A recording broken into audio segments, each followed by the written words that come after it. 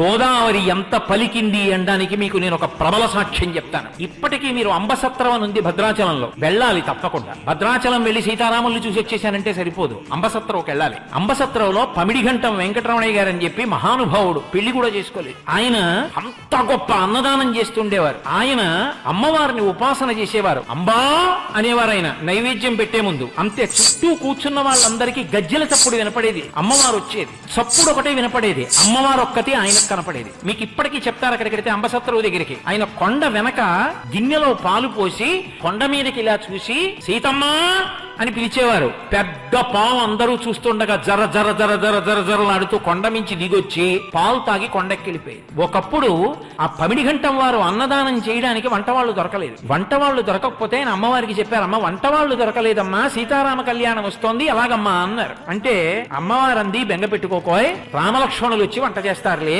అంది. ఆయన ఇలా చూశారు. మంచి దృఢకాయులైన ఇద్దరు, అంతంత ఎత్తు ఆజానబాహుమరవిందదలాయతాక్షం ఇద్దరు వచ్చారు. వచ్చి అయ్యా మీరు వంట కావాలన్నారట, మమ్మల్ని ఎవరో పంపించారు, వంట చేస్తాం, కానీ మీరు లోపలికి చూడకూడదు. వంటశాల తలుపులు వేసి 2 పెద్ద పెద్ద గుండిగలు తెచ్చారు. ఒక మనిషి ఎత్తలేడుదండి, అంతంత గుండిగలు తెచ్చి వంట చేశారు. వంట అంతా అయిపోయింది, బయటికి వచ్చారు. మేము గోదావరిలో స్నానం చేసి వస్తామని వెళ్ళారు, ఇంకా రాలేదు. ఆ తర్వాత వెళ్లి గుండిగల మీద చూస్తే రామగుండిగా లక్ష్మణ గుండిగా అని ఉంది. ఇప్పటికీ మీరు రామలక్ష్మణులు వచ్చి వంట చేసిన గుండిగలు అంబసత్రంలో చూడొచ్చు, ఇప్పటికున్నాయి. గోదావరి పలికింది. పమిడిఘంటం వారికి ఏదైనా ఇబ్బంది వస్తే గోదావరిని అడిగేవారు. ఒకప్పుడు నెయ్యి లేదు, రాజమండ్రి నుంచి నెయ్యి రావాలి, ఆ నెయ్యి రాలేదు. ఎలా?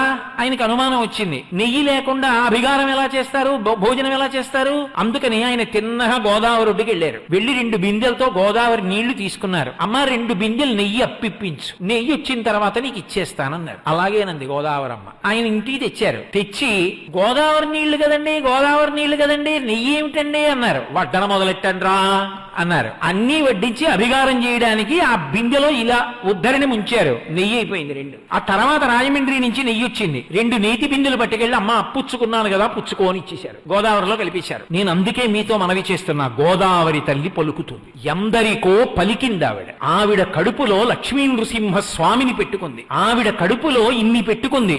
గోదావరి ఎన్నో పర్యాయాలు మాట్లాడింది. ఆమె అధిష్టాన దేవత అంత కరుణార్ద్ర హృదయ, గౌతమ మహర్షి యొక్క తప ఫలం, పరమేశ్వరుని జటాజూటం నుంచి వచ్చినటువంటి పరమ పావన వాహిని, సనాతన ధర్మానికి గుండెకాయ. అటువంటి గోదావరిని రక్షించుకోవలసిన కర్తవ్యం, దాన్ని సద్వినియోగం చేసుకుని ఆ నదీ జలాలు పాడవకుండా చూసుకోవలసినటువంటి నిష్ఠ అందరం వహించవలసి ఉంటుంది.